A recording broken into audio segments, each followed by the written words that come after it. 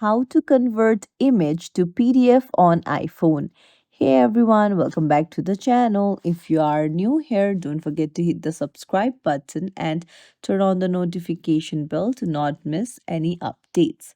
So in today's video, I'm going to show you how you can easily convert image to PDF on your iPhone. Let's dive right in.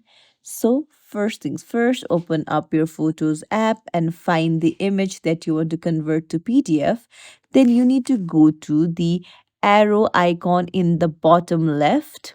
There you'll find the print option. You'll need to tap on it.